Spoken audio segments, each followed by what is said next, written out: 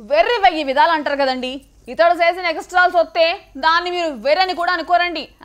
పిచ్చి పిచ్చి అంటారండి. ఇట్లాంటి పిచ్చోళ్ళు చాలా మంది మన మధ్యలోనే తిరుగుతూ సెలబ్రిటీలు అయిపోతుంటే నాలాటోళ్ళకు మాత్రం పిచ్చెక్కిపోతుంది అనుకోండి. ఏదో కాసేపు రిలాక్స్ అవుదామని సోషల్ మీడియా ఓపెన్ చేస్తే చాలు ఇలాంటి వాళ్ళే మనకి పిచ్చెక్కిచ్చేయడానికి రెడీగా ఉంటున్నారండి. లైకులు ఫాలోవర్లు పెంచేసుకోవడానికి కొత్త పొంతలు కాదండి బాబు, పిచ్చి పొంతలు తొక్కిచ్చేస్తున్నారండి.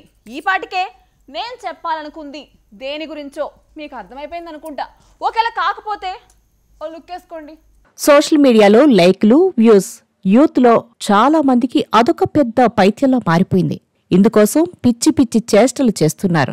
వెర్రి ఆలోచనలతో రీల్స్ చేస్తున్నారు. వింత వింత విన్యాసాలు చేస్తూ ప్రాణాల మీదకు తెచ్చుకుంటున్నారు. తాజాగా మధ్యప్రదేశ్లో ఓ యువకుడు ఇన్స్టాగ్రామ్ రీల్ కోసం ఏకంగా చనిపోయినట్టు నటించి స్థానికులతో పాటు పోలీసులను సైతం ఉరుకులు పరుగులు పెట్టించాడు. గ్వాలియర్లోని వీర్పూర్ డ్యాం వద్ద ఈ ఘటన జరిగింది. అరోన్కు చెందిన టింకు సింగ్ అనే వ్యక్తి ఇన్స్టాగ్రామ్ రీల్ చిత్రీకరించాలని నిర్ణయించుకున్నాడు. అది కూడా విపరీతమైన లైక్లతో పాటు వైరల్ అయిపోవాలన్న పిచ్చితో వీర్పూర్ డ్యాం కాలువలో శవంలా తేలుతూ కనిపించాలని ప్లాన్ వేశాడు. అనుకున్నదే తడవుగా కాలువలోకి దిగి ముఖం కొద్దిగా మాత్రమే నీటిపైకి కనిపించేలా సుమారు 20 నిమిషాల పాటు కదలకుండా ఉండిపోయాడు. అనుకున్నట్టుగానే అందరినీ హడలెత్తించాడు.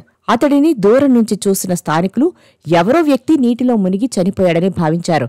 వెంటనే కొందరు వీడియోలు తీసి వీర్పూర్ డ్యాంలో మరో మరణం అంటూ సోషల్ మీడియాలో పోస్టు చేయడంతో వైరల్ అయిపోయింది.